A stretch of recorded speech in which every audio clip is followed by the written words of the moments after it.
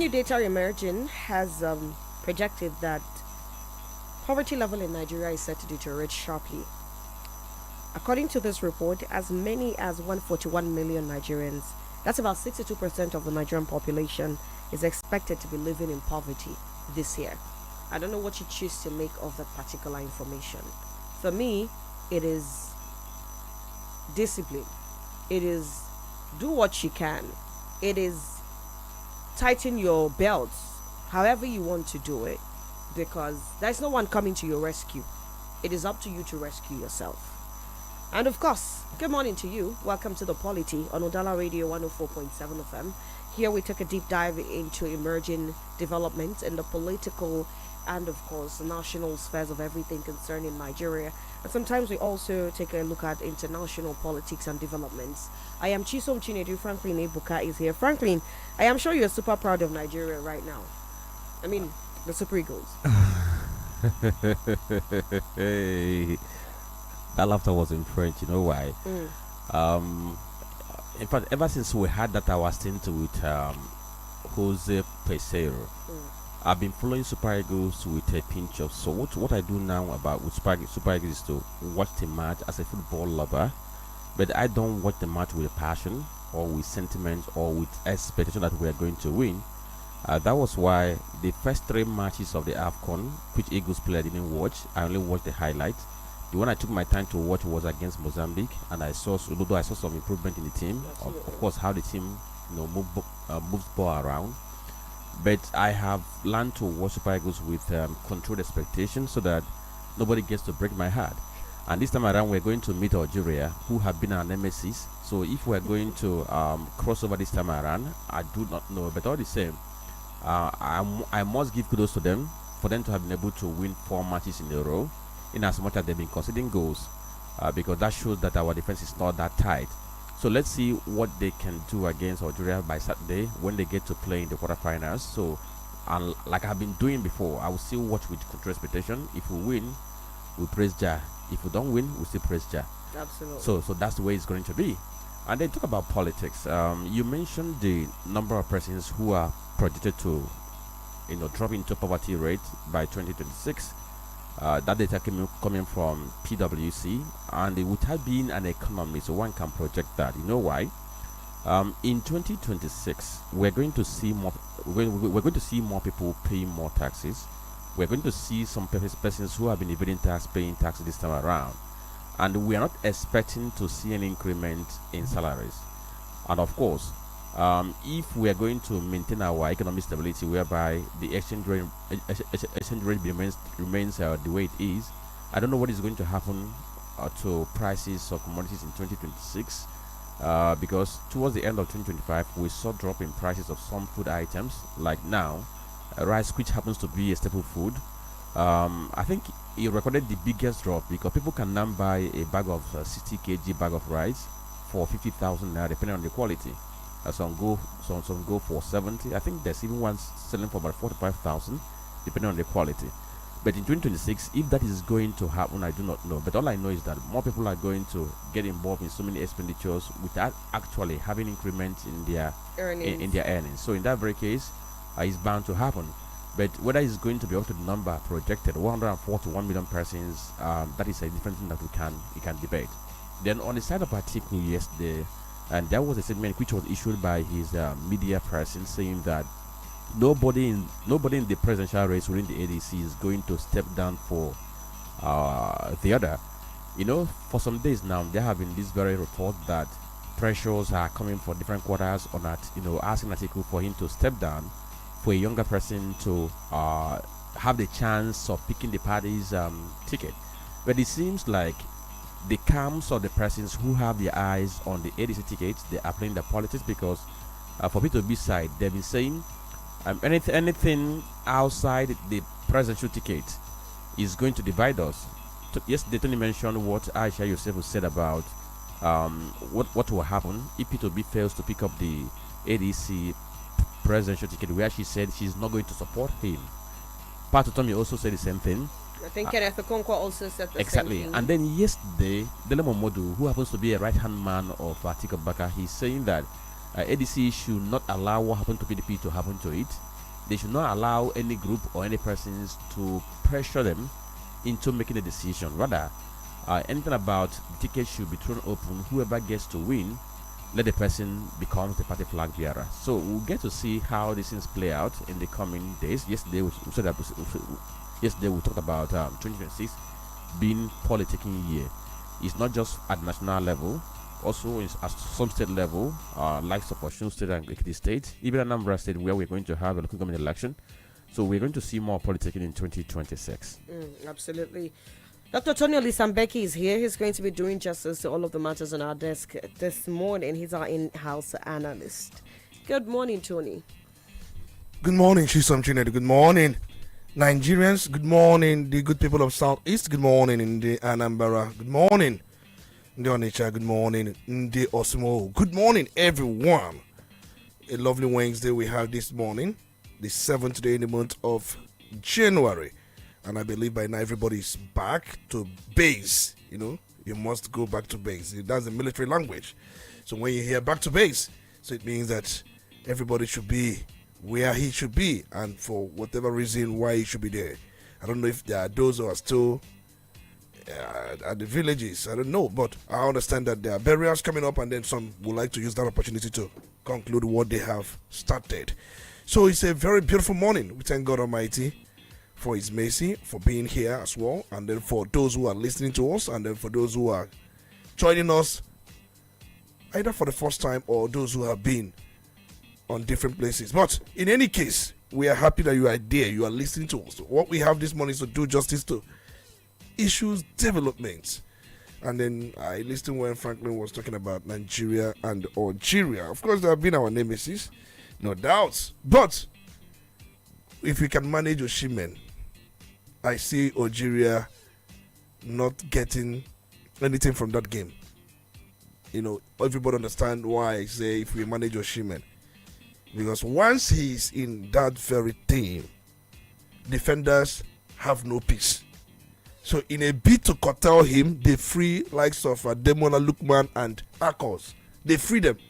So these guys have spaces to work on, because most defenders do concentrate to cage Osimhen, and in a bid to do that, other players have spaces, and then he knows how to position. That's one thing Arsenal Eucharist lacks. I keep saying it. That's one thing Erling Haaland has above some of these players. Positioning, knowing where to be each time your team is coming with attack. Where are you gonna be? Do you leave space, or do you allow yourself to be marked? So Osimhen has it. He has it. Erling Haaland has it. Even when maybe he may not be prolific scorer, but Arsenal Eucharist lacks it, and that's why he has been finding it difficult. Sometimes he tries to build from the midfield, but that's, by the way, we're not here to talk about football. But I see Nigeria coming through. Unless Osimhen doesn't play that game, I know my reasons, but if it does, Nigeria will come through against likes of Algiers of Algeria. So we look forward to some other developments. We've seen what is going on in different places in Anambra State. There was no incident. It's good that we also stated no incident. Of course, people came back home. Ebonese region, we did more like a mass return, peace celebration. But even when many of us did not even come back home after how many years? Just call it 5 years. I'm happy to be here. Let's go on. All right, then we're going to start by telling you what the front pages of the papers say. And right after that, we dive into making sense of all of these developments. On our desk this morning, we have Vanguard, the Nigerian Tribune, the Punch, and the Guardian newspapers. On the front page of the Vanguard, terrorists on rampage in Kwara, Katsina, Kaduna, many abducted. On page 5, demand 300 million naira ransom for 7 abducted in Kwara. Kidnap 30 journalists in Kaduna. Bloodbath averted. 3 IEDs uncovered in Mashegu, Lekki government area of Niger State. On page 11, stop justifying violence. Catholic pontiff tells political leaders. Probe, please clear 6 vigilantes in Kwara. On page 21. On page 8, Nigeria's democracy facing existential threat. That's from Atiku. U.S. operation in Venezuela undermines international law. That's from the UN on page 9. And on page 8, NIA IA, foreign policy experts slam US strike. Maduro's capture. 5.36 million electricity customers remain without meters. That's from NERC on page 16. On page 19, Oyo suspends Mernak over illegal mining on page 10. Rivers, you can't cry foul now. Tiraki PDP blasts APC over Wike. On page 9, Wike's faction gives APC scribe 48 hours to apologize.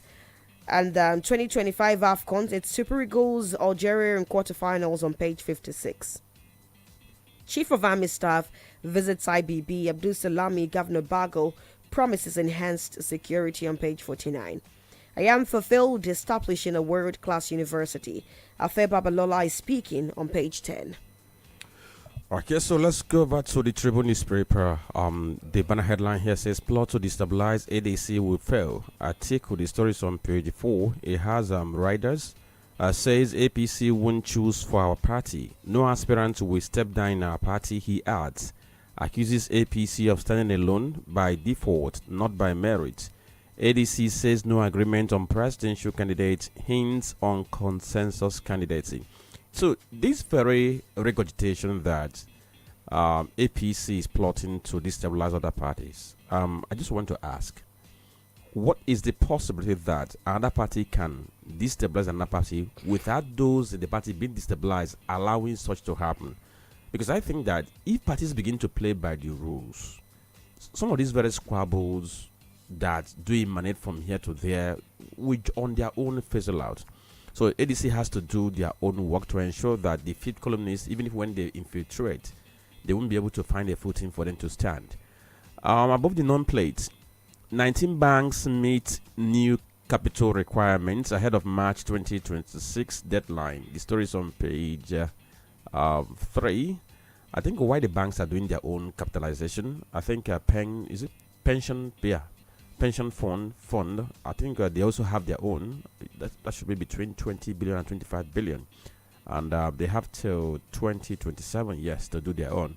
Tinubu names Odushote first female DG Nigerian Law School. The story is on page 45, and you will see the picture story here showing former President Goodluck Jonathan and the PDP national chairman Aminu Turaki. And the headline there reads, Jonathan, PDP leaders meet over state of party. The story is on page 2.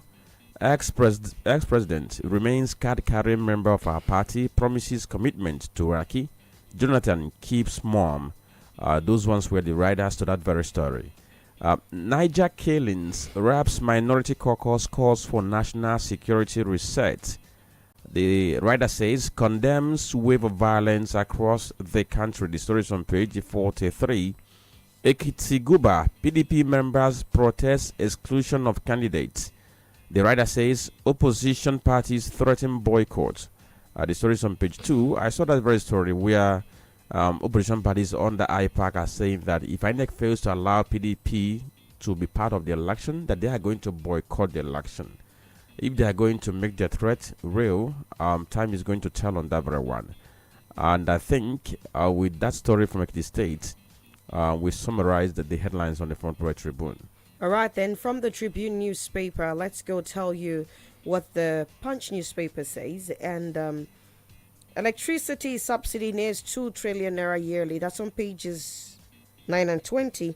Consumers pay 1.13 trillion naira for power in 6 months amid outages. Rise since electricity subsidy sparks fresh fears. VIP protection crisis. NSCDC moves to recruit 30,000 officers on page 2.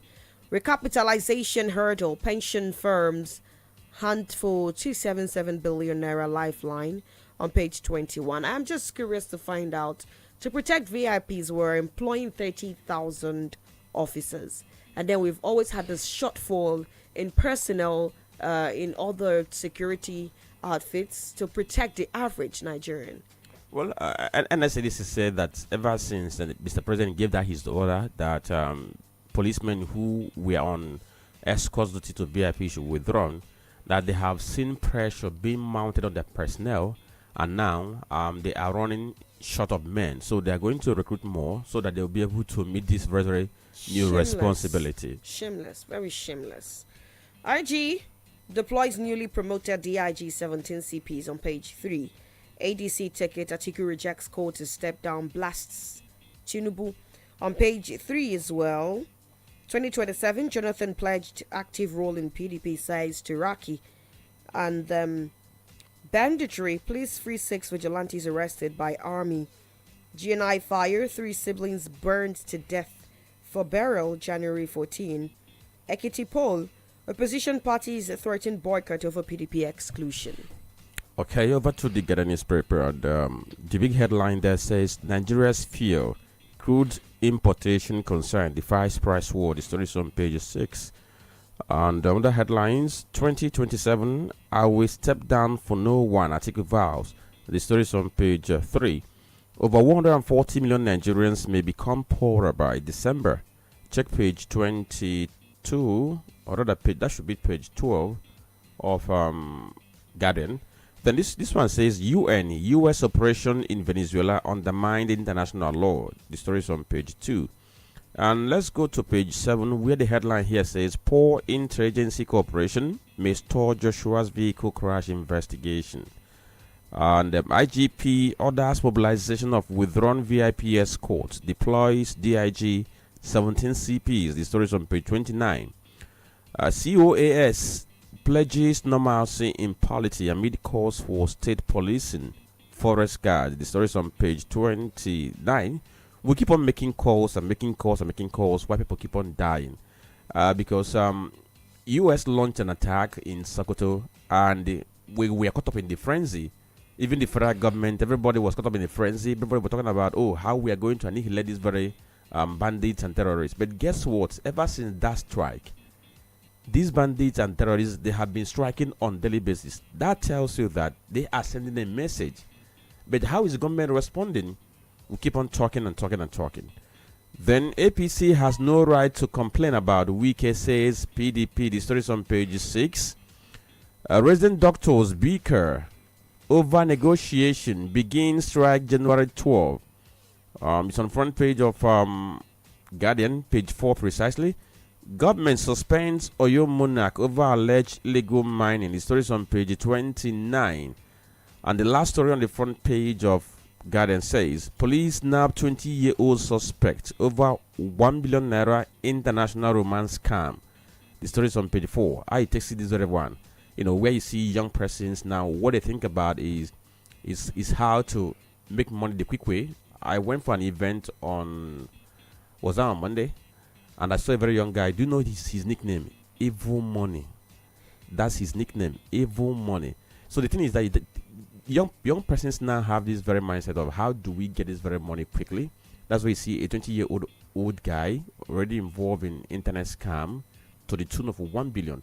I even heard that one of the persons he scammed is a US-based woman whom he deceived that he needed some money to fund some orphanages somewhere in Florida, and the woman paid him $1 million, and that was how he escaped. Quite interesting. A really sad development, and it's rather unfortunate that we have a society that is so bankrupt. I mean, we're so bereft of morality that these days these people come up to the public, and we have elders who should be reprimanding them, clapping for them, cheering them on, even sending their children to be mentored. Now you say that's clapping and cheering. Sometimes when you even talk about this, someone tells you, "Is it your money?" As far as no ego on your cha, there is no cause for alarm. And I don't know if you have heard that before. Absolutely. So you keep on wondering. So why would people think that very way? I do tell them, just put yourself in the position of the person who was scammed. Let's assume that you're a victim of a small scam. When I say small scam of just 10,000 naira, let's see how you're going to feel. Then you now put yourself in someone else's position. Then you can now talk whether there is a cause for alarm or not. Well, fingers crossed. We just hope that we don't become their victims, because when they are Oyibo magas don't pay, they start to hack accounts here in Nigeria. They start to steal from old struggling pensioners. I mean, it's really a very sad life that we live in this part of the world, and it's really sad how we look the other way because we're not yet the victims. But of course, we're going straight to the matter of the day, and we're going to be starting with security, and that is largely because it's becoming a pattern. This headline by the Vanguard says that terrorists are on rampage in Kwara, Katsina, Kaduna. Many abducted. Tony, we're not going to dwell so much on this, but we understand that 7 persons were abducted in Kwara State after a palace was attacked, and they are demanding 300 million naira. We've seen these ransom demands often and on. In November last year, it was the churchgoers, also in Kwara, if I'm not mistaken, that were abducted, about 28 of them, and we were told that, or 35 of them, we were told that they were demanding a ransom to the tune of 3 billion naira, or 3.5 billion naira. And at the end of the day, we had these churchgoers released, but we do not know what it took for them to be released. And over, we see these men upping the ante, steady, would I say, increasing the stakes. And if no one is paying, no one would be, how is it said? If no one is paying, nobody is going to be shopping, buying to sell, or looking to sell. And so the question at this point is, how do we get out of this quagmire? Because almost every day we are having stories like this, and it looks like we are not proactively tackling it. That underscores the persistent Nigeria insecurity crisis, and we keep harping on this, we keep commenting on this, we keep talking about this. And for the way and pattern this insecurity is taking, the shape is taking, it is quite alarming. And we've seen that this insecurity has root causes, or what we know very well that has been the issue, the underlying issue. There is no doubt. If you look at the issues like poverty, ungoverned spaces, escalation risk, which these two things have pushed, we've seen governors receiving huge sums. I was listening to Wike, was it yesterday, where he said as a governor, he did not receive from FAC, Federation Allocation Committee, that he did not receive as a governor more than 200 billion naira in a year. That's what he said. But though there was a quick fact check, and that fact check seems to contradict his statement, but I'll just make a point I want to make from that very statement.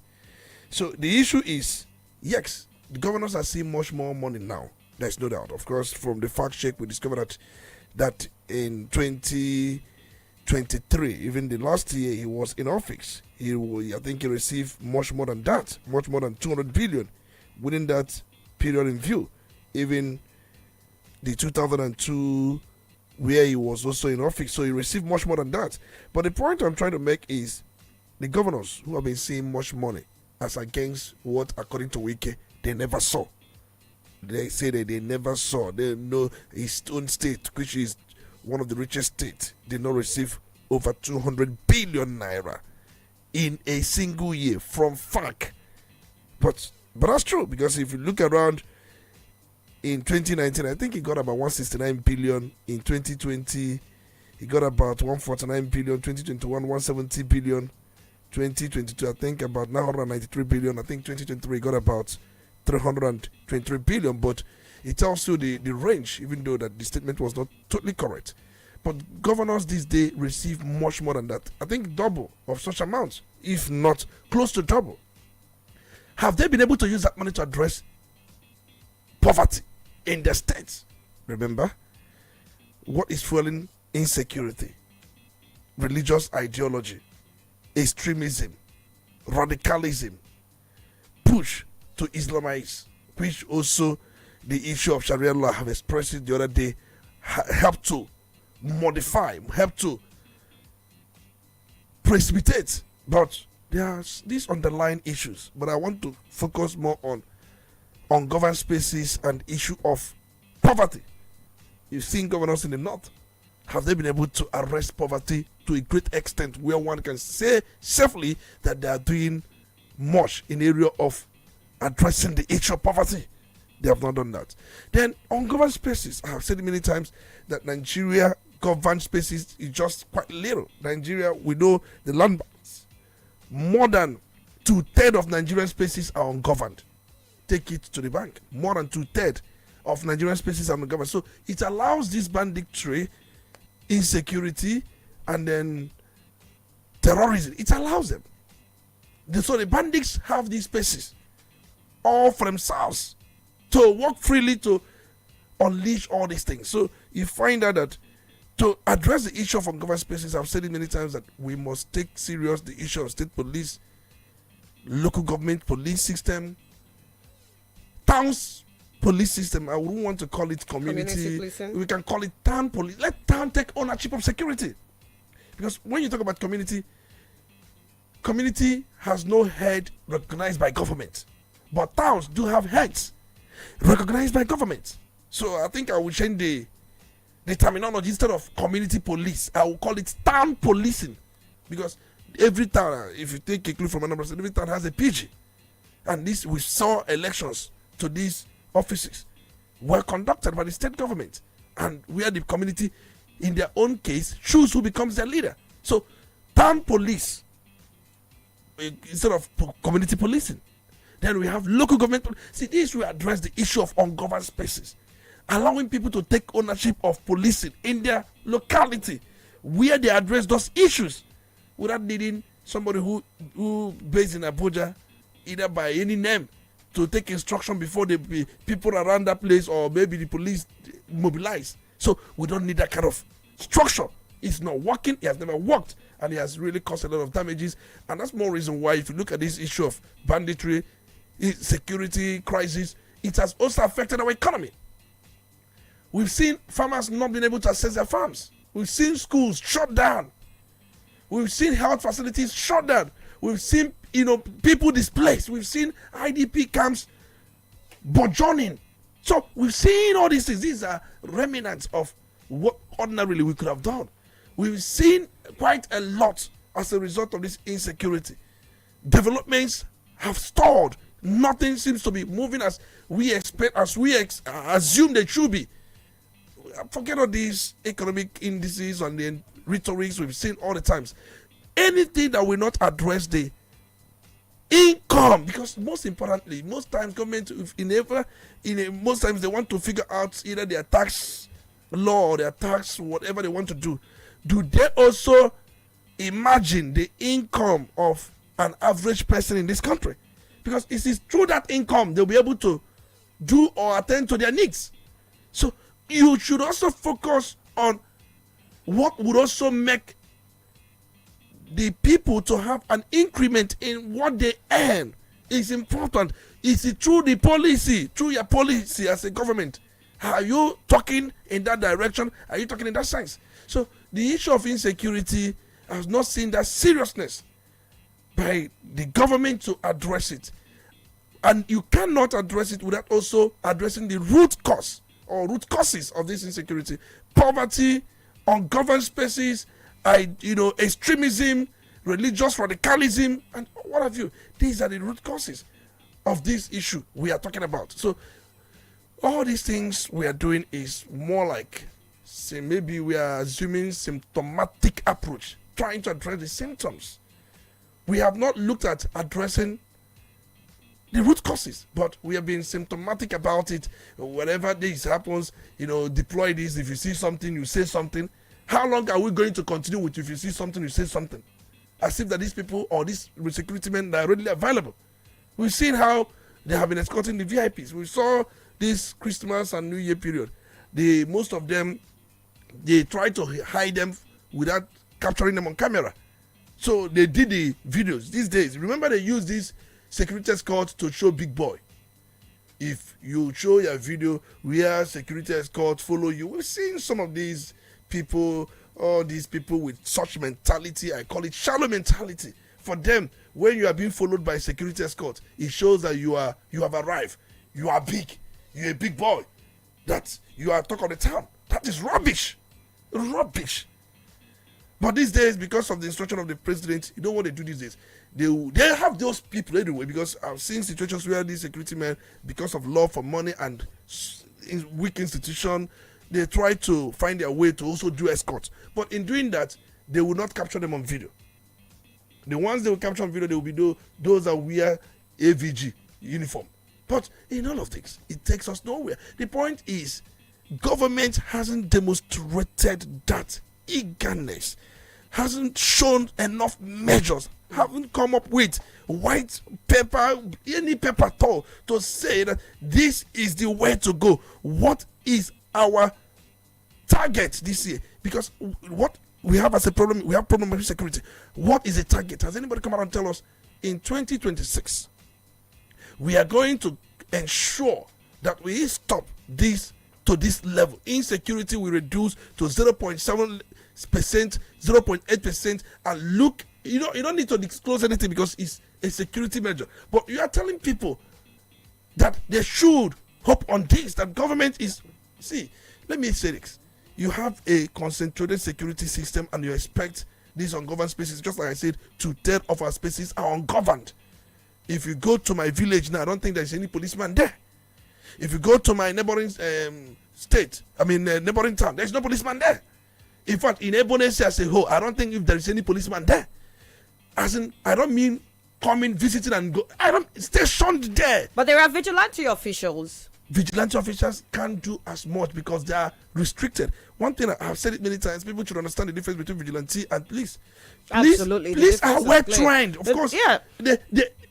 Vigilante, they are just the kind of training given to them is training on how to defend themselves, on how to shoot, they don't need anything about law. So I get your point, Tony. But when we speak about community policing or what you call town policing, these are the kind of persons we are eventually going to engage. I mean, those vigilante people, and possibly now upgrading their training, if I'm not mistaken. Yeah, and so, where we have the shortfall in manpower, in police numbers to, put them in all of these ungoverned spaces, we can make do with what we have with the vigilante officials. And what we should do is instead give them better training, arm them better, and maybe increase their numbers.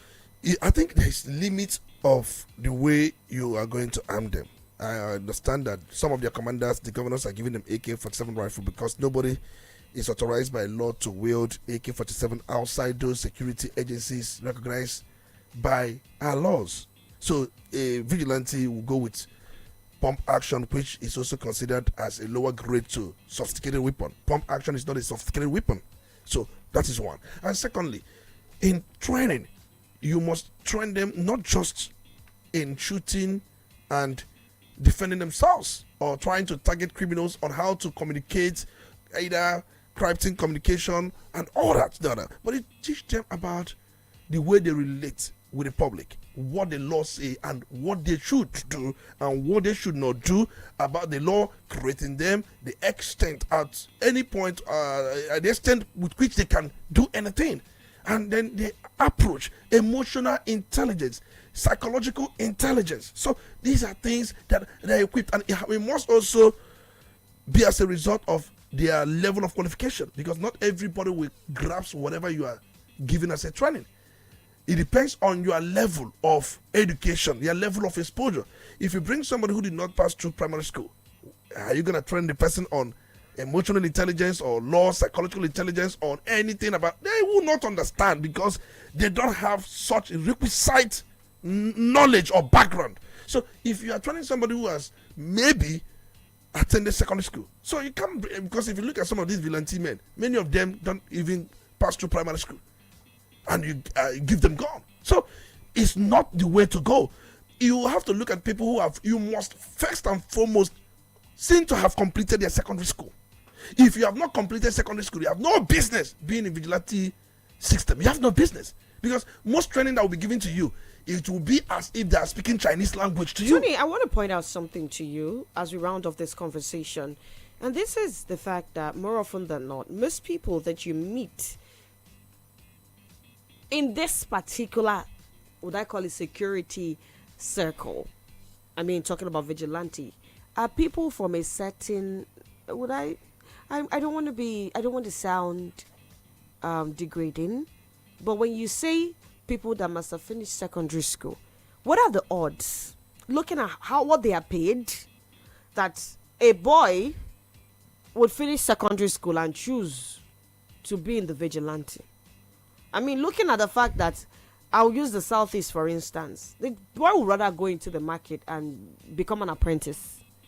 look at what is even happening with our slots in bigger security outfits like the army, the police. I'm using the Southeast now as a case study. We never seem to fill up our quota, and that is because our boys would rather be more enterprising. And so when you put the caveat on education level, I'm looking at how attainable that is, Tony. You know why I made that very statement? Because you're dealing with public.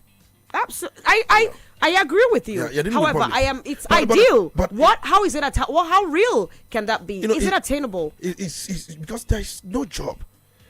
I was actually speaking with a policeman. The man tells me that, you know why people pick up police duty, police job? Because there's no job. Absolutely. That's why I asked you that question. See, the issue is, because you say that some people will prefer to do apprentice work as against doing vigilante work. And somebody who may have finished secondary school, but it depends on how enticing, attractive that could be.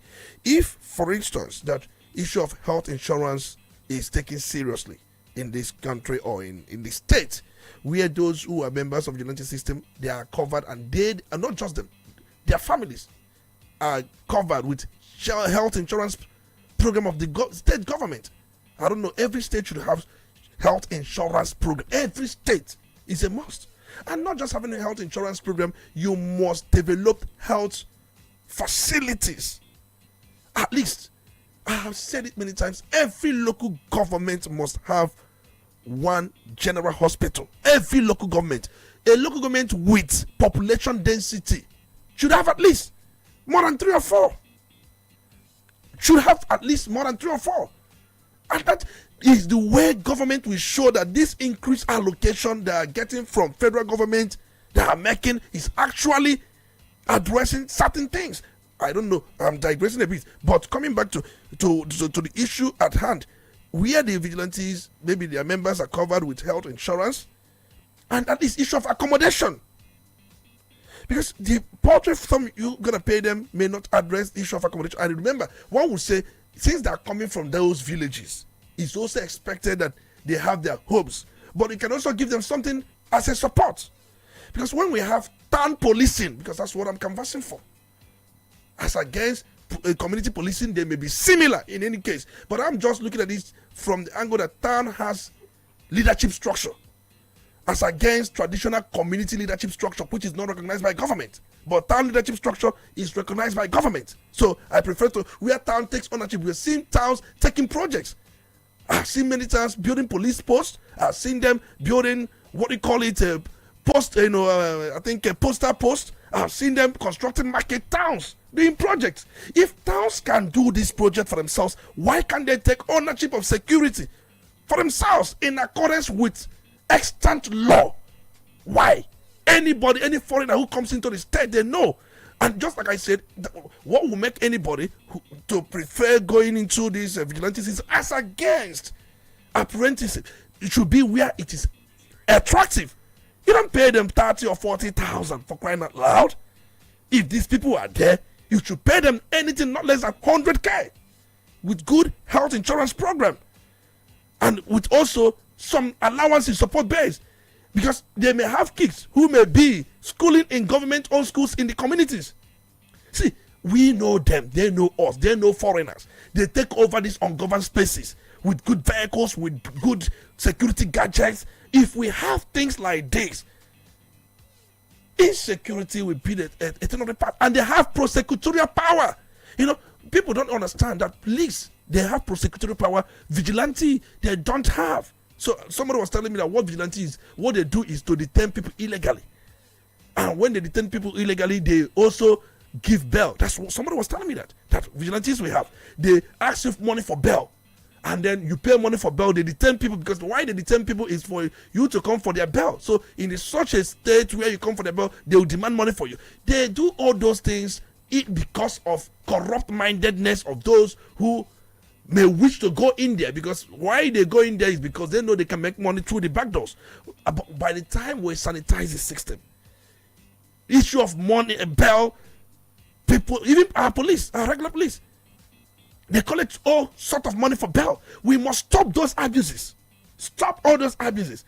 And detention should be seen to be in accordance with the law, where the members of the community take ownership. Because if somebody is detained illegally, of course, the communities will raise alarm. where the command system of the town policing will work in synergy with the president general, and not just president, his executive. So they are supervising the operation of town policing to make sure that because governor may not be too close, the police commissioner may not be too close to see those things, but the president general, they are close to these people. They supervise them to know that they don't go on with these abuses we've seen. In fact, to make Nigeria work is not a rocket science. We know what to do, just that the political way to do it, because doing it will disrupt a lot of things. Those who have been benefiting from it will lose whatever they have been benefiting. Even this insecurity we are talking about, it has been an industry for some in government, and had Roma Akurundinza. That's what people say. So the issue is to address this insecurity. We are talking, I just narrowed the discussion down to the southern part of the country, but we know we started with the northern part of the country. It's rife in the north, but if you look at the poverty level in the north, is alarming. Jerry everywhere. I think I was listening to ex-naval staff. He says Jerry people he met in 1980s. They are the bandits we have currently. One ex-naval staff was saying it, that some of them he met in the 80s. They are the bandit leaders, commanders, Jerry's. So you find out that such systems do not work. Can we introduce something in this country that will stop reckless religious practices that do not help our economy? Where a man is allowed to have 2 or 5 or 6 or 8 wives when he cannot take care of. We should use law to control certain anomalies. These things are anomaly. But then there is the Sharia law. Forget that. That's what I'm saying. That the making of we must remove that thing from our constitution. We must. It has no place in our constitution. No religion, any religious law will be in accordance with our own law. If you like, let it be Christian law, let it be Islamic law, let it be Buddhism law, whatever law. Those laws, they operate within religious circle, not in our own polity. It cannot. And absolutely, it is affecting us at the end of the day. I mean, look at the fact that this law accepts that children be birthed when you cannot take care of them. And unfortunately, the litter the streets, and like the ex-naval staff said, quite aptly, most of those children have nowhere else to go than to be recruited, than to be brainwashed into terrorism. And look at the madness we have, the carnage being unleashed in different parts of the country. But of course, I was hoping that conversation is going to be brief, Tony, but I totally get it. When it gets to insecurity in Nigeria, until we totally nip it, it's out of the bud already, but until we totally take care of it, we just won't stop having this conversation. So we take a break now, a very quick one. When we come back, we're swinging full scheme into politics. Atiku said a couple of things yesterday. Aisha Yusufu said something. And of course, late last month, Mr. Peter Obig joined the ADC. What is the future of the obedient movement? Are they going to keep making demands without actually working for it? Saying that a party's ticket be ceded to one person, is that the right thing to do? Keep your fingers crossed. We'll be right back. 104.7 Udala Radio. As the year draws to a close, we pause not just as a radio station, but as a grateful partner to say thank you. Thank you for believing in our voice. Thank you for trusting our platform. And thank you for choosing to grow with us throughout this year. From the beginning of this year to its final days, your support kept our microphones on, our programs impactful, and our community connected. Your patronage was more than business. It was confidence. It was partnership. At this moment, we sincerely appreciate Winners Global Estate, Celebrity Landlady, and Anti-Drug Organization. We say thank you to Wendy's Bread, Baboyo Herbal, Olojugu Microfinance Bank, and The Real Homes. Our gratitude also goes to Crystal Garden Estate, Fazona Real Estate, Best Aluminium, Microfinance Bank, and Choose Star and Correct Star Wire. We acknowledge the support of Aswage Assets, Wascana Solar, the Enugu Electricity Distribution Company, EEDC, Higher Ground Real Estate, Zenapex, and Christ Embassy. We also appreciate the Onitsha North Local Government and the Anambra State Government for their trust and collaboration.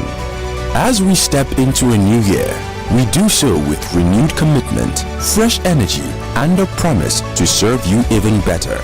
Thank you for an amazing year. We look forward to greater partnerships, greater impact, and greater success together in the year ahead. Because together, we are Udala. 104.7 FM. Seriously authentic. You're listening to The Polity. Get involved now.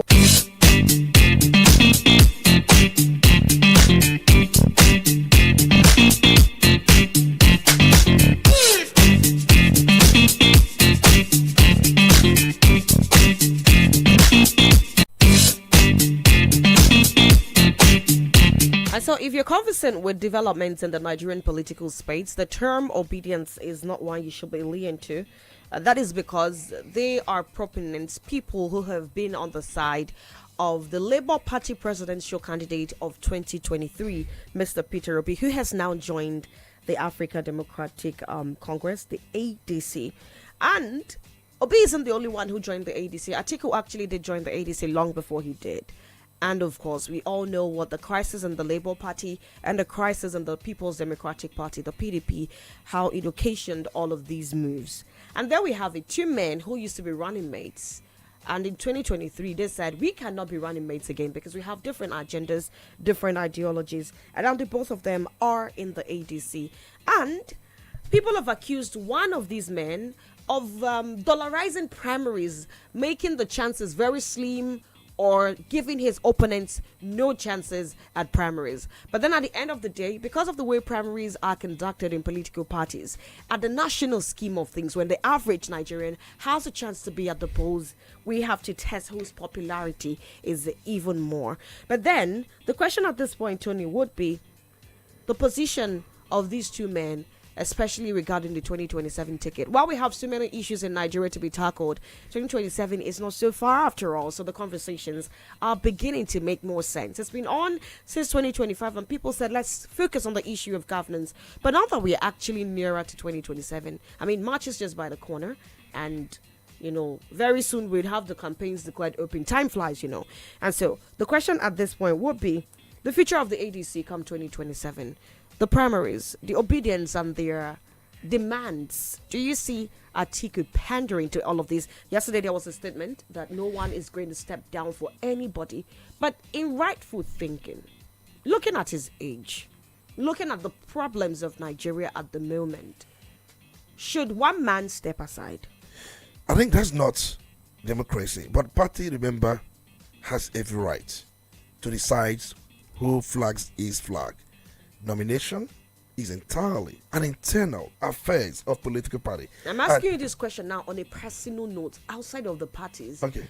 As a Nigerian, looking at Nigeria's problems, do you think that stepping down would bring us closer to the solution? If somebody steps down, if people think if Atiku steps down for P2B, the question is, because of the political dynamics we have in the country, would P2B and possibly a northerner, let's say he could choose David Mark, he could also choose the Pampaso as the running mate, can they on stage Bola Ahmed Tinubu? Is just the question. Yeah. Political parties should concern themselves on how to win the election. What if you consider peculiarities, certain concerns that are subsisting? The question should be, how do we surmount this?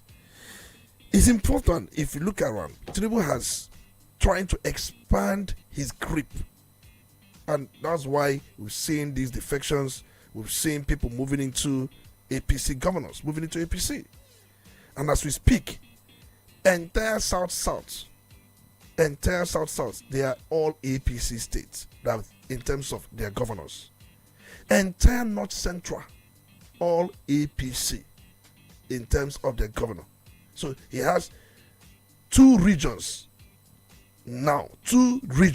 that all their governors are members of APC. And if you think the governors may not, somebody was saying governors, they have one vote. But that's not true. You don't just look at it that way. They control government. They have structure. They mobilize. they mobilize, but their mobilization has limits. Because if people decide against those mobilization, no matter what, you cannot stop the people. So they will mobilize. They have money. They are working with people. Wike was saying yesterday that because footballer has money, he behaves anyhow. That money makes people to think somehow. They never saw the kind of money these governors are seeing now. That is one. Now, we know Nigeria has 36 states. And for you to win, you must have one majority of the popular votes cast. And the spread, you must have 25% in 24 states. That is 2/3, 25% in the 2/3 of the states. That is having 25% of votes cast in 24 states. That may not have been a problem because I've not seen where it posed a strong problem. It was the only time Buhari was contesting in 2007, 2011. We saw that he did not meet the spread threshold. And that was why he moved into alliance with a region, Southwest. Now, to upstage President Bola Tinubu requires craft. Requires craft, strategy. It requires these things. And as ADC for now, and if you look around, the current administration seems to be indirectly weakening opposition forces. All they need to do is to plant turmoil, plant chaos in any opposition. When Abude sat with Wike, I said that one is also concluded. So now, if P2B, where so many people are maybe based on populism, we want him better Nigeria and all that, you ask. There is a region. There are regions they don't think the way you think. One, they are not somehow exposed much the way you are exposed. They don't see things the way you see things. You give it for them. You don't in any way say they are not up to this. That is their own way of life. Accept it and have peace. And we're talking about the northern region. They believe so much in brotherhood. They believe so much in brotherhood against any other thing. So when you're talking about spiking Nigerian youths to see new Nigeria, the northern youths, are they not part of Nigerian youths? Do they see even more some of these Amajeri, this and that? I remember when we were having it hard under Buhari. If you meet Alamajeri and ask him how far, he says, say Buhari, say Baba. For him, as far as say Baba is there, he's happy doing his cobbler work. He's happy doing his, what do you call it, cow business, or doing all these Amajeri work or nomadic work. They don't think the way you think. They don't reason the way you reason. And they have population. How do you convert these people to see things ordinarily? You must start by giving them education. You must start by upgrading their education, because a man with education has got everything, because he will be able to reason independently. So they're abusing their minds. So without you giving them that level of education, they will never see things. That's why we have out of school children. Some of these things happening there, poverty level, and many of them they may not be overtly happy with their poverty, but somehow they are comfortable because of their culture, because of their way of life. And they have got the numbers, and they will participate in elections. During elections, they come out more than us. Okay. You think you are better than them. When it is time for election, they will even turn up more than you, that think you are exposed, you are educated. So in all of this, let me quickly round up so that frankly we ask this question. In all of this, you ask, what strategy? If Atiku, many people are saying step down because of age, and a region, northeast, northwest, somehow part of north central, because you must add Niger State and possibly add part of Nasarawa State and part of Kogi State, removing Plateau, Benue, Taraba. They think in such nature. So if you put all these calculations, would be to be command sizable vote from these people that think, or they reason differently. And where Tinubu is also making some inroads, See, No, he needs to make it so roads the then. point is, you must look at strategy. And for me, the strategy that work for them will be Atiku being there as a presidential candidate, and P2B being his running mate. That will be the only way to on stage. Forget all these Obedience are not having it, and they tried it before. It didn't work. That's what I'm saying. They tried it before. Yes, now Atiku was a presidential candidate. Obi was his running mate. In 2019, Obi was not what he was in 2023. So you think he has a better chance He now? used that period from 2019 down to 2023. He did extremely well to put himself to southern Nigerian youths. But the same people are not going to support him if he becomes a running mate. Likes of Aisha Yusufu herself have come out to say that part of Tommy. These are Okonkwo. individual opinions. We are talking about majority of the Okay, well, we open up the phone lines See, with sample opinions and see if the people are going to support the that. point is this: your opinion is your opinion. We are talking about majority opinion. Okay. If Atiku as a candidate in the last election, you must try to improve your scorecard in the last election. Atiku in the last election, look at, he won state controlled by APC. He won state controlled by APC. Even with Okowa, who is a political, lightweight, not heavyweight. He won state. He came with 12 states. Okowa did not give him those states. Atiku won 12 states on his own. And Peter Obi won almost 12 states, 11 plus FCT on his own. And Peter Obi, if you look around, yes, one can say he was rigged up, this and that, but we know that INEC is not truly independent. We know certain peculiar. There are things that people cannot controvert. They cannot contrive. Franklin. All right, so Tony, I think you have answered my first question regarding, because I was about to ask you what you consider should be winning formula for the ADC if they have to stand a chance, which you talked about. It should be Atiku as the presidential candidate and then P2B as the vice presidential candidate. Of course, it has its own pros and cons. Now, let's talk about how you think the ADCs should manage the party at this point in time, even till when they get to the primaries, because as it stands now, all of them who have their eyes on the presidential ticket, nobody is going to step down for the other. And Atiku had even said that Rotimi Amechi, unless anybody prevails on him in the last hour, that's when he might bow. P2B is not thinking about being a running mate to anybody. He has said that severally, in as much as in the 11th hour things can happen. Atiku has also reiterated the fact that He's not stepping down. So all of them who have their eyes on the tickets are poised to go to the primaries. And ADC is thinking about if there's any way they can manage it through consensus so that every other person who goes to the primary will still be on the same ship, so that they can go into the election as a united body. So how do you think the ADC should go about managing the party and even the primary election that is going to give birth to the presidential candidate? Now, do you think that ADC leadership, led by David Mark, has the capability to manage the primaries in a very transparent and open way, so that even when somebody loses, the person will know that he lost on a fair ground? And no, I'm asking this question based on the antecedents of these very persons. And if you look at how ADC came about, that Ralph Nwosu was able to step down for his position, it didn't just come by asking him, sir, can you just retire? No. So who brought the money? Looking at the party structure, looking at the party executive, where they are aligned. So do you think this party leadership has that capability to manage the primary in a very transparent way that can keep the party united after the primaries?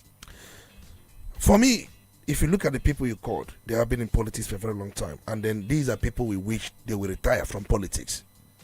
They have had their time, they have had their share, and we want the younger generation to take off from where they stop.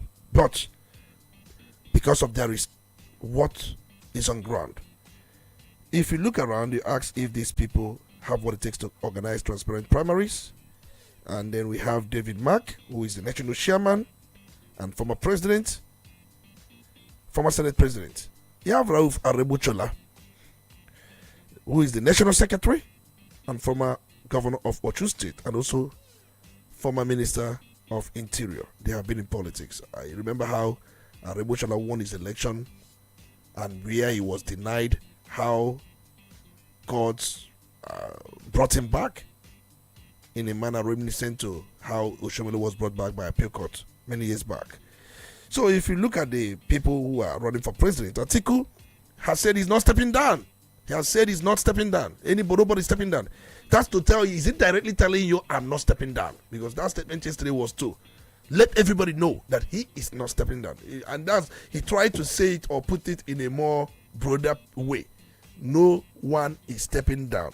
But he was actually referring to himself that he is not stepping down. He have P2B, who is also running for president, Rotimi Chibika Mechi, running for president, Nasir El-Rufai, who has also declared his intent, but he said he will work with anybody the party chooses. Aminu Tambowa, he has said he will work with anybody the party chooses, but he has his eyes over there. Emeki Hedioha, consigned to go back to Imo State and finish whatever he thought he had started. Sule Lamido, ready to work with anybody who comes out from the party. Leah Limoke, former governor of Rivers State, ready to work with anybody. Even Abubakar Bukola Sariki, even though he hasn't joined ADC officially, he has one leg in ADC, he also has the other leg in APC. So for now, he is a political neuter. So one can just say where he belongs. So in all of this, they have the capacity, they have what it takes to conduct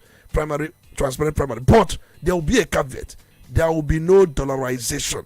So if Atiku comes out, let him be the candidate of the party in an open way. But the party can also look at it from the other angle. Outside these primaries, we want it to be transparent. What strategy do we think we can put together to challenge APC? Because this election coming up in 2027 is for APC to lose. So the election is for, in fact, just like I always say, the odds favor APC. They control every machinery. Every machinery. They control the referee, they control the linesman, they control even the fourth official, they control the VAR, video assistant referee, they control even the match officials, they control even the fans, they control everybody.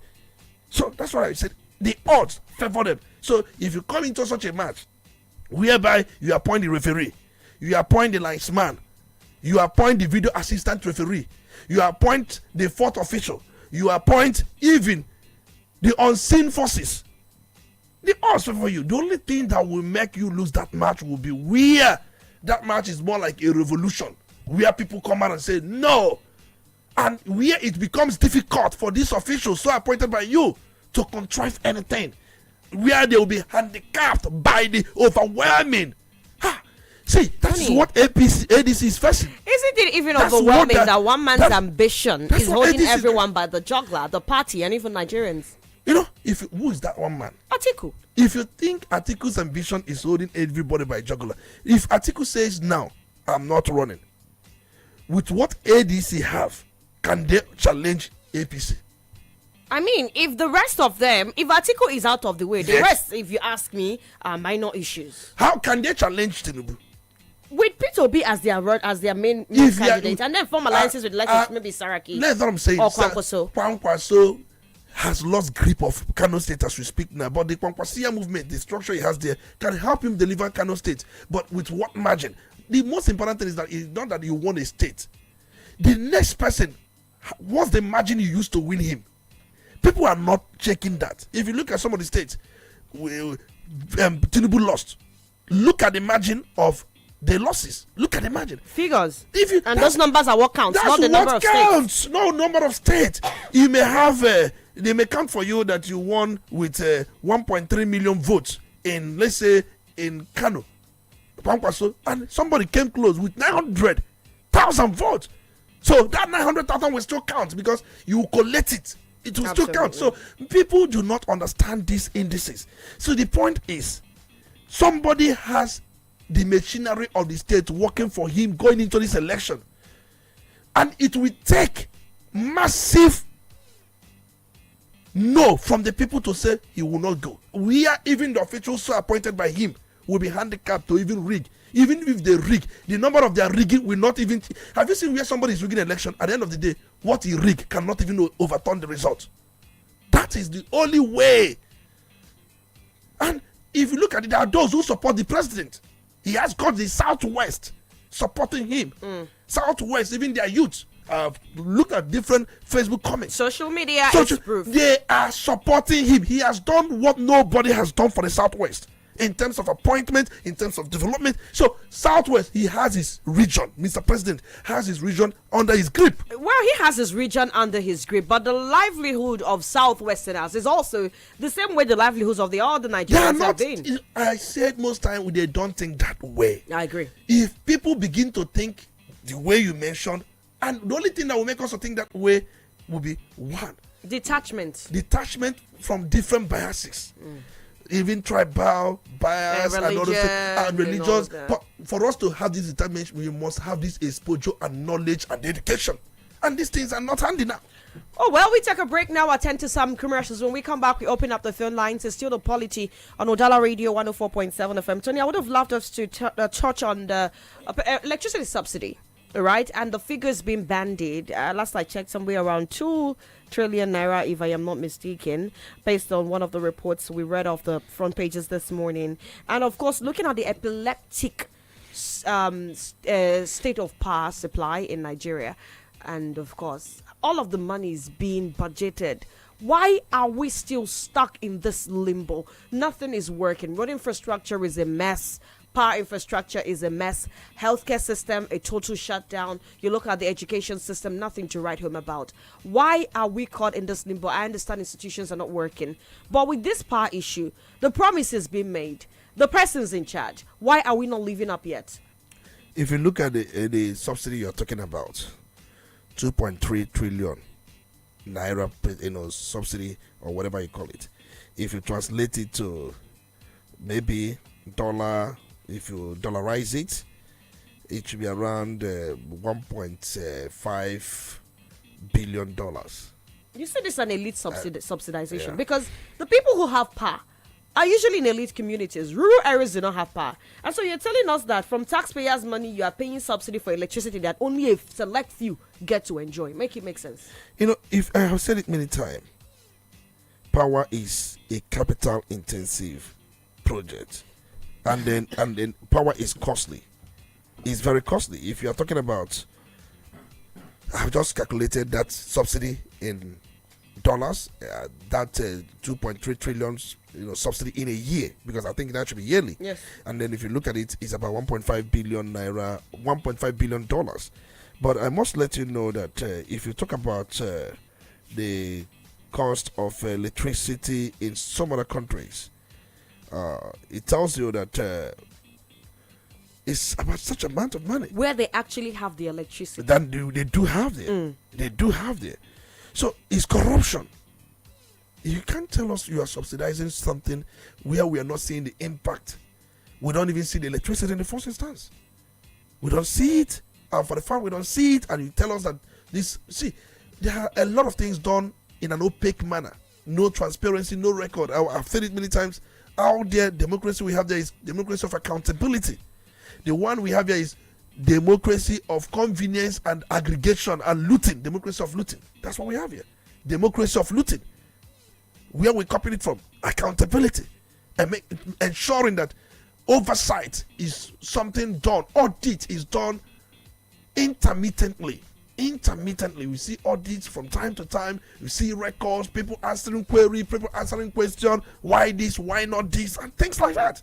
Yeah, somebody may not even answer question in 5 years. He's appointed into an office or 3 years or 2 years, and then he must have committed a lot and then amassed so much wealth and invested somewhere, and nobody asks questions. And the system, of course, will suffer, and it keeps suffering. So if you look at these 2-point-something trillion electricity subsidy, you first and foremost ask ourselves, what is our electricity output? A country, 2-point-something 3 megawatts, sometimes 3,000 megawatts, sometimes, hovering around that, where Nigeria needs about 60,000 megawatts of electricity to turn around economy. 60,000 megawatts, you have 3,000 megawatts. Difference between 60,000 and 3,000 is about 57,000. And for you to arrive at that 60,000, you need massive investment in power industry. And to make that, in fact, I've said it many times, if all the borrowings we've been making is plowed into electricity, with attendant results, Nigerians will be clapping, and it will turn around micro, small, and the medium enterprise. It will turn it for good. Nigerians are talented. Nigerians are good. And many people, because of lack of electricity, cannot do a lot. Can change with power, so many things will happen. China is where they are because they have such energy sector backing up a lot of things they are doing. That's why they can produce phone, they can produce cars, they can produce a lot. But even agricultural implements. So we can leverage on technology, agriculture, and power to turn around Nigeria. Nigeria should be feeding Africa, for crying out loud. But many of our leaders are not seeing those things. They are so impaired with their own personal arrangement. That's what I'm impaired with. So, and that is what it is. We take a break now. We'll be right back. Keep it locked. Still the Polity on Udala Radio 104.7 FM.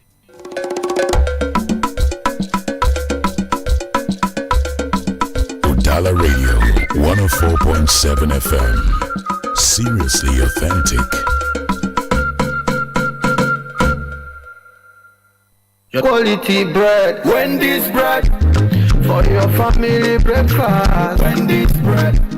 I'll pack it on the yellow. Wendy's bread. Mama, papa, they like Wendy's bread. Kitchen and do Wendy's bread. Even children, they like Wendy's bread. Wendy's bread.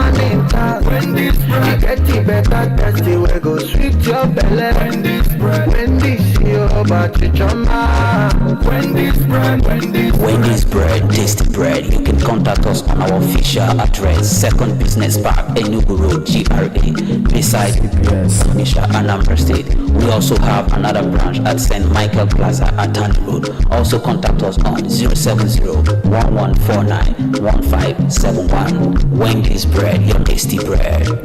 Wendy's bread.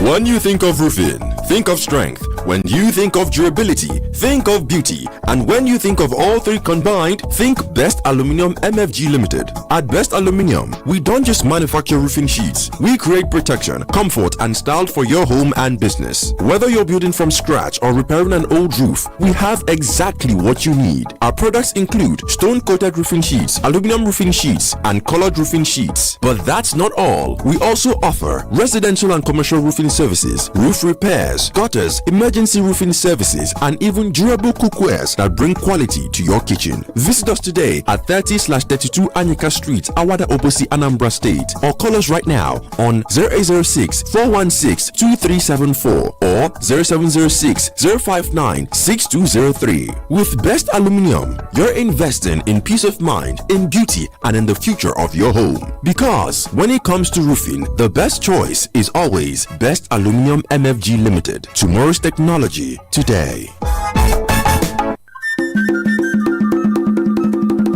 Public notice. The governor of Anambra State, Professor Charles Chukwuma Soludo, CFR, has set up an ESCO committee for the recovery of all government land at Otumoye Creek, Onitsha, in Onitsha South local government area of Anambra State. All persons purportedly laying claim to all those parcels or plots of land located at Otumoye Creek, Onitsha, are by this notice requested to submit the following documents to the Office of the Commissioner for Lands. 1. Allocation letter. 2. Certificate of occupancy. 3. Building plan approval. And 4. Any other relevant documents conferring ownership of such plots of land to the individual. All documents are to be submitted in 2 sets within 14 working days from the date this notice was first published. No submission will be received or attended to after the expiration of the said 14 working days. Signed, Mrs. Nkiru Mokwe, Esquire, Permanent Secretary for Commissioner for Lands.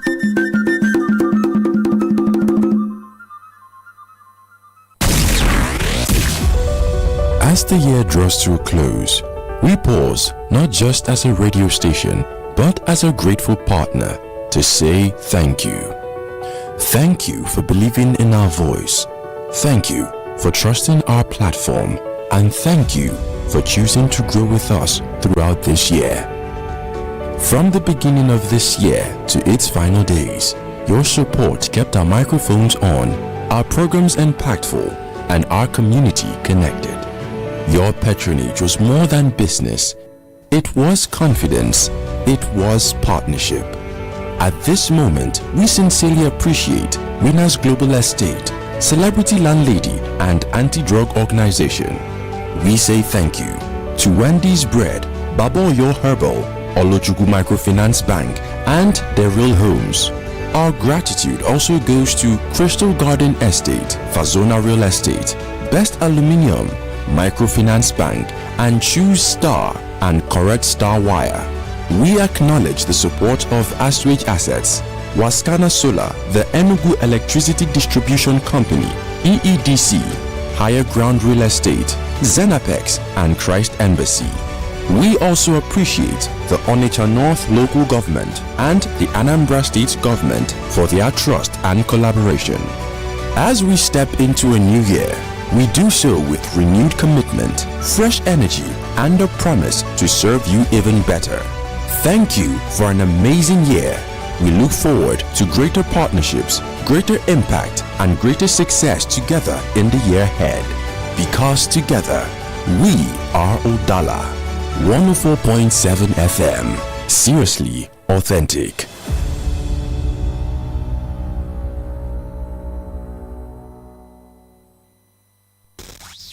When politics unfolds, Udala Radio, 104.7 FM. you're listening to the Polity. Get involved now.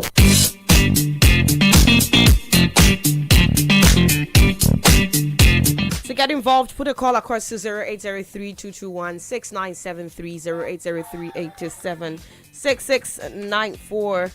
Let's hear you be as objective as possible. Hello, good morning. A wonderful morning to you, Chisom. Good morning. And a pleasant morning to you, Franklin. A wonderful morning to you, Honorable Speaker, Chief Justice Lisambeki, Honorable Austin, wishing from Nobi. Then let me take with the issue of ADC and that of their primary, the way it's going to go.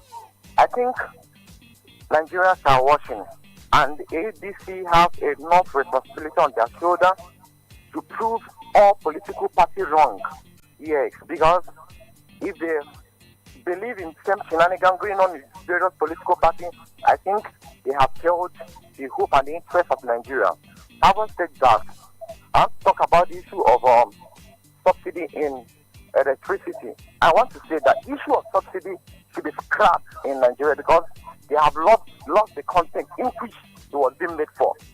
You can imagine, I'm yet to see where a government official will be arrested for issue of subsidy or being prosecuted. Then we are yet to see that unfolding because this issue of subsidy, we are still paying higher and bigger than the way we used to pay previously. Now, the same thing is still happening now. What is happening means that there are corruption going on in this issue of subsidy. Some countries before now, like some countries like America, UK, and others, go and see how electricity is being subsidized, hospital bill is being subsidized, house rent is being subsidized. But here in Nigeria, the money is being channeled to a different account, to their cronies. I think we should wake up and change from such a thing. Thank you so much.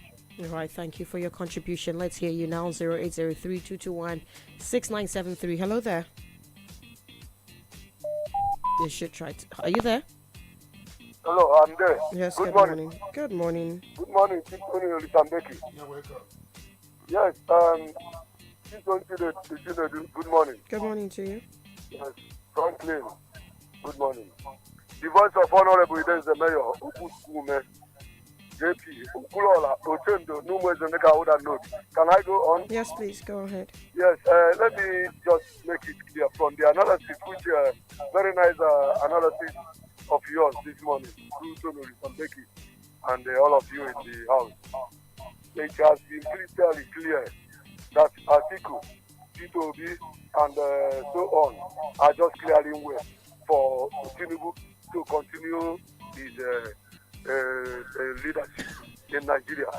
Let me tell you, like Tony Olitambeki said, if these two people does not match, if any of these people did not follow the other one, either Atiku being vying for president, Peter Obi becoming the vice, or if Peter Obi did not becoming the president, vying for the president, Atiku becoming.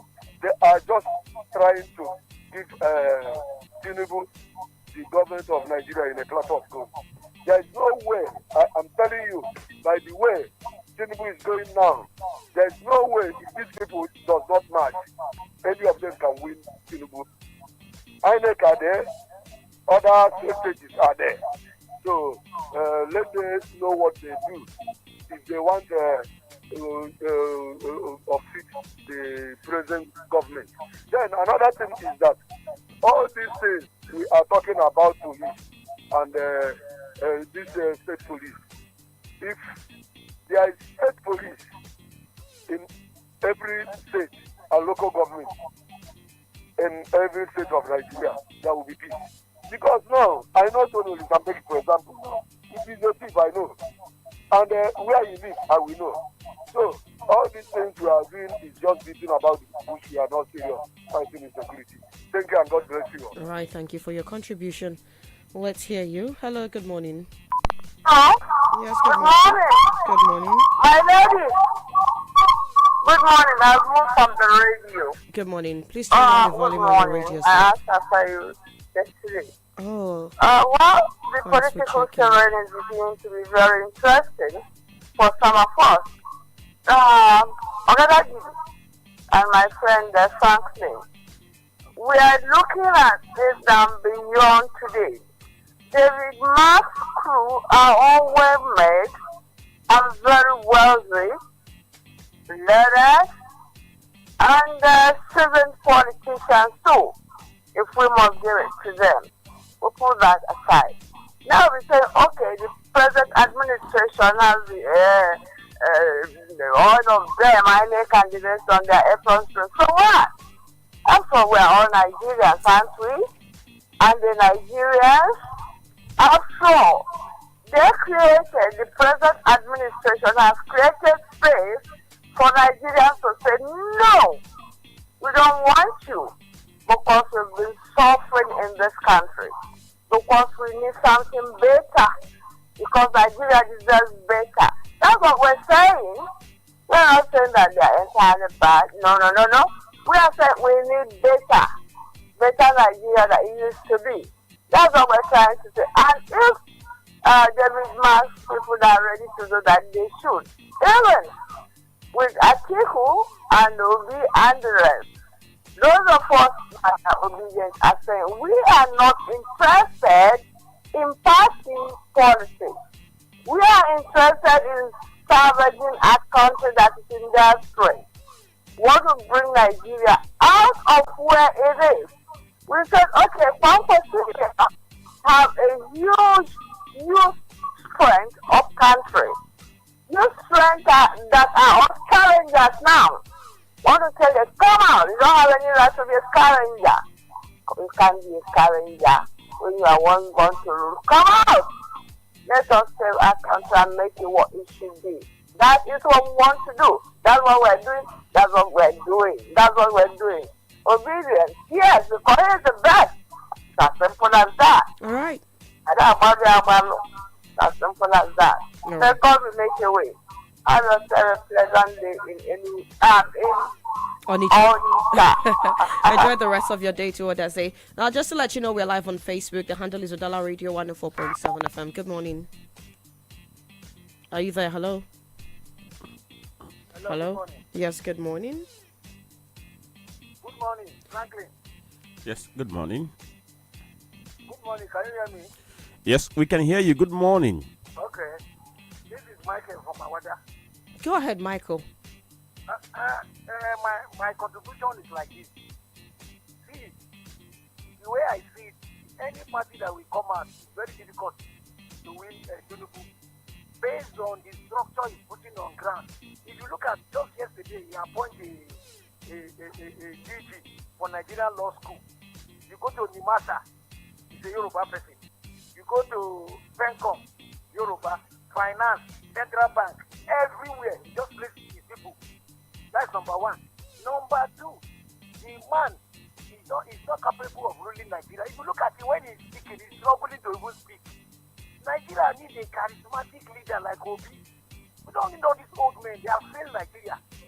If you go to Abuja, if you go to Metama, you see empty houses. Nobody's living there. You go to Asokoro, the same thing. They build estates, nobody's living. You go to one place they call Kusape, it's the same thing.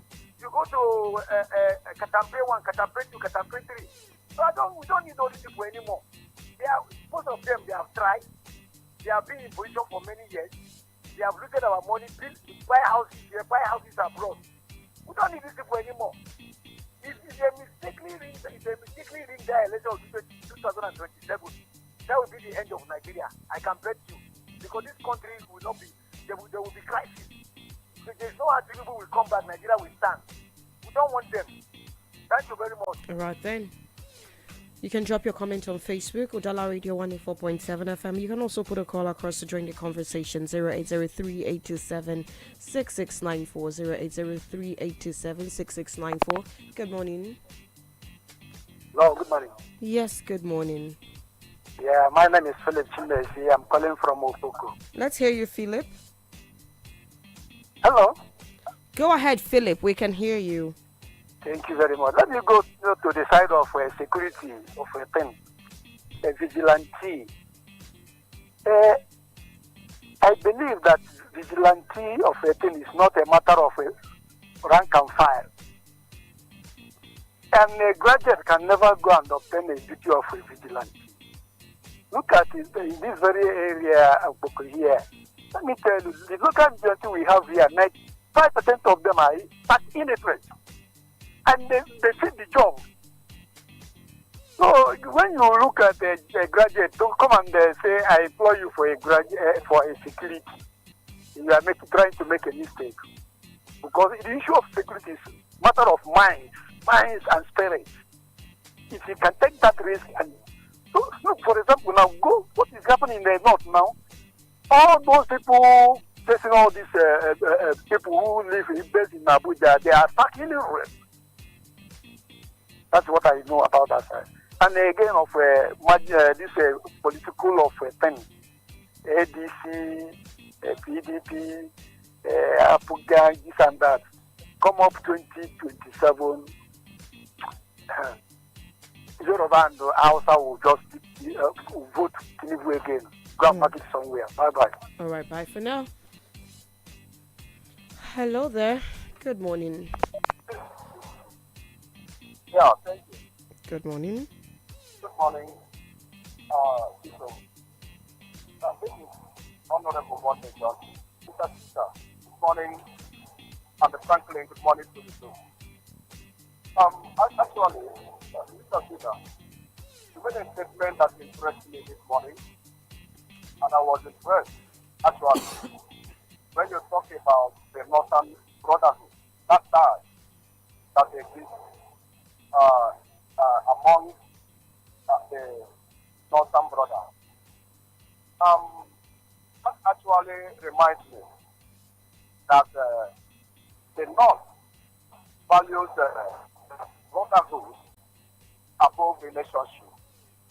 We knew what happened between Tambuwal and Wigan.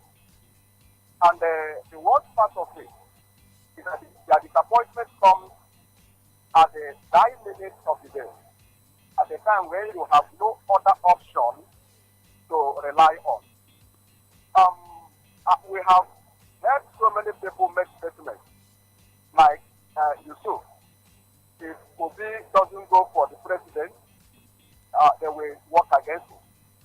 Tanko Yanusa is also the obedient movement national president. He's from the north.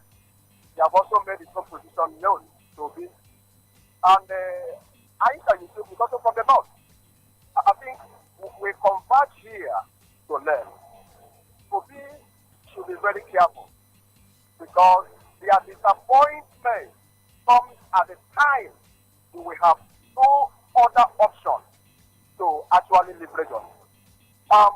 I had made suggestions to him.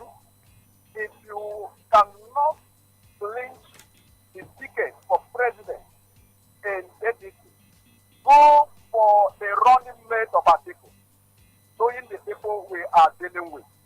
So this is my advice, and it has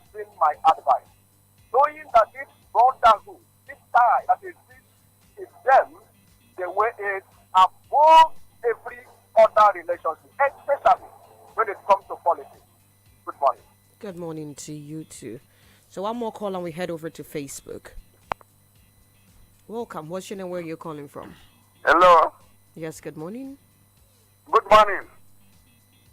Good morning, my speaker, Tony Becker. You're welcome. It's good to have you. This is the voice of You're welcome. Ignatius Okoye from Oration Kingdom.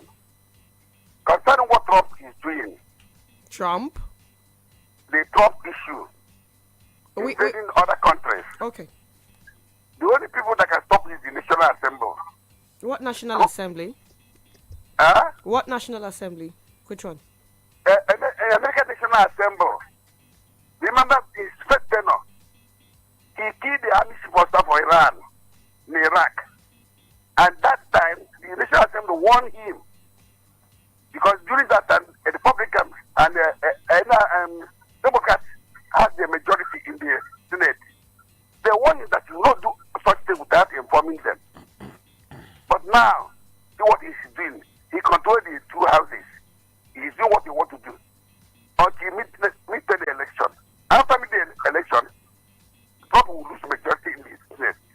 Watch this. All right. Or low house before the thing will balance. If not so, Trump will cause more havoc in this country. Thank you. Okay, let's head over to Facebook. Okay, so let's look at the reactions we have on our Facebook page this morning. And we'll begin with the post coming from Master, Mazin Wore Chikwadrum. He says, it will be so tedious for ADC or any other political party in this country to win APC under President Tinubu, because as it stands now, APC is the only party with a heavyweight which also controls many states. He dropped his post from FM Onitsha. Also, Francis Namani from Amagun's Enugu State says, okay, he's watching. Then Master B SJP says, one of our prominent politicians always say, if the head is not a thief, the subordinate can steal. I observed with dismay the increased rate of insecurity in the society today, because people are doing this abnormal behavior of kidnapping, abduction, and killing because the head who are the leaders are something else. Okay. I think he was trying to quote Omoyele Showere.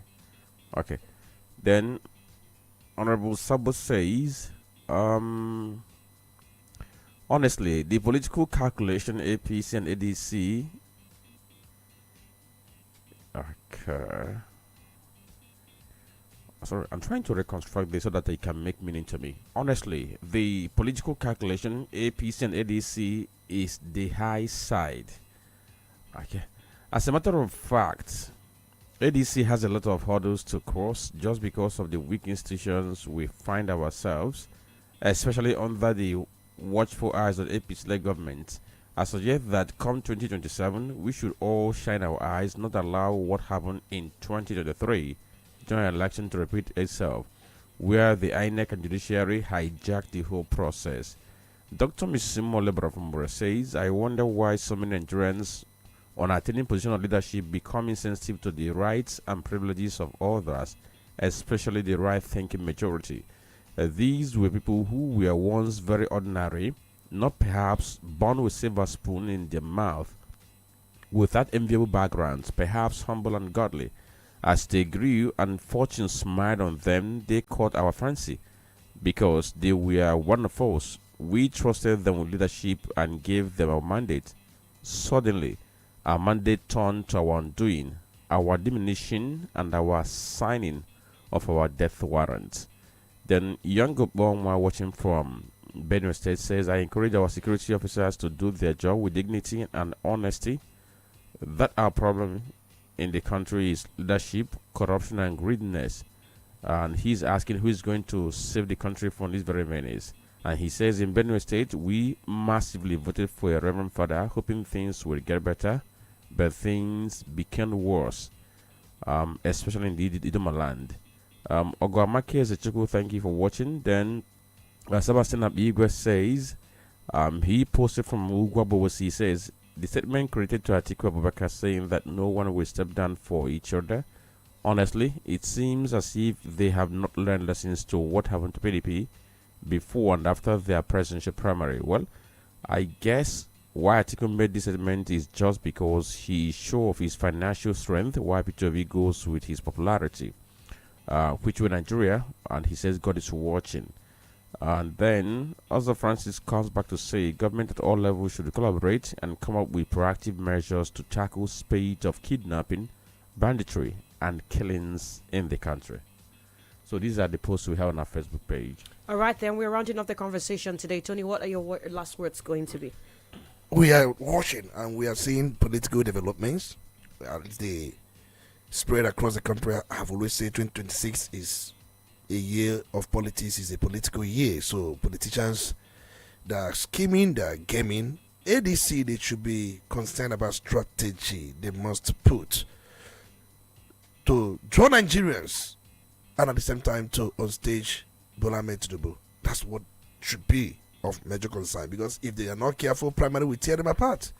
But if they are able to see that they have a tax at hand, of course many of them are saying that anyway, it will get a long way to help their cause. But Nigerians are watching and expect a lot of largesse coming this year. Mr. President, we throw quite a lot, empowerment, quite a lot will go on, and he has a way of trying to endear himself to Nigerians, but everybody knows that it's all about politics. But let's watch and see what's going to happen.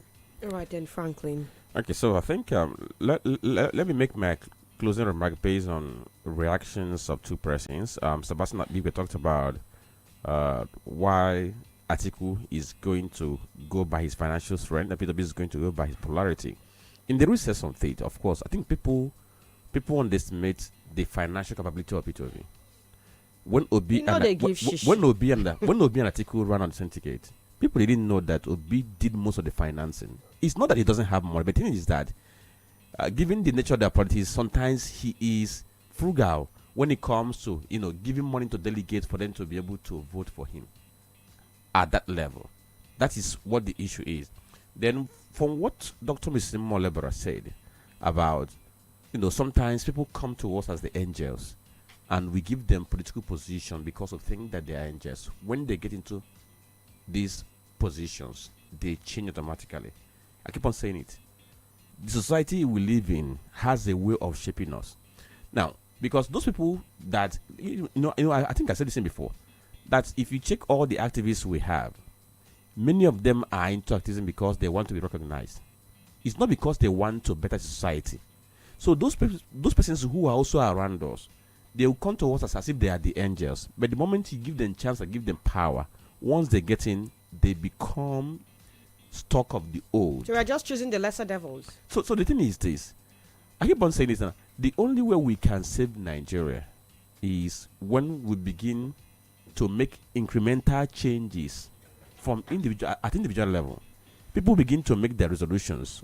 In as much as this person is bad, I cannot be bad because the person is bad. Absolutely. But the moment we say, okay, after everybody is doing it, that's why somebody amongst us is going to rise, get in there, and becomes like others we have condemned several times. Sadly so. Right, thank you, Franklin.